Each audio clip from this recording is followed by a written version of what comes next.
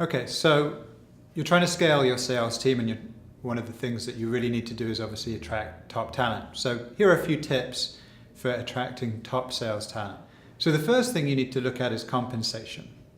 A good salesperson expects a relatively low base and a high variable component to their compensation. The other thing that top salespeople expect and thrive on is if there is uncapped commission.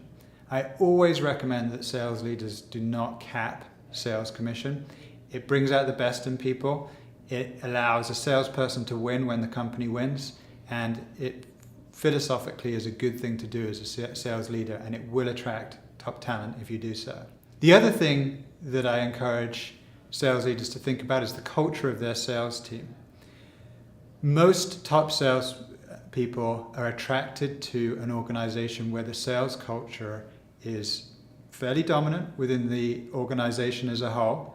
So salespeople are well recognized, sales victories are celebrated across the company, and there is a competitive dynamic on the sales team itself. So how do you tell that if you're a prospect? Well, the kind of things that good salespeople look for are electronic dashboards on the wall, a high sense of energy in the sales team, even bells ringing in the sales team. It sounds a little bit cheesy maybe, it sounds a little bit like a boiler room, but these are the things that really drive energy and drive competition in a sales team, and it's what top sales talent is attracted by.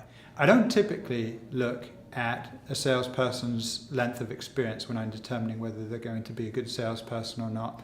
What I'm really trying to drive into is their core intrinsic motivations, and if they have a lust for winning and are really driven and have done a lot of competitive sports or have excelled in some competitive arena, they probably have the raw skills to be a good salesperson. And so the last thing that I'd say that attracts top talent is having good systems. A good salesperson will ask what systems you have in place, and they're expecting to hear that you have a market-leading CRM. They'll expect to hear that you have a marketing automation system. They'll expect that you have an intelligent sales automation system. And if you can tell them about those systems and how they work, they're going to be excited about the fact that you've really invested in the sales team and that you have a well-oiled machine. Because at the end of the day, the real magic comes when a salesperson opens their mouth, and they don't want to have to spend a lot of time on the whole process and organization. They want systems that do that for them so that they can really focus in on convincing a prospect, talking to a prospect, developing a relationship.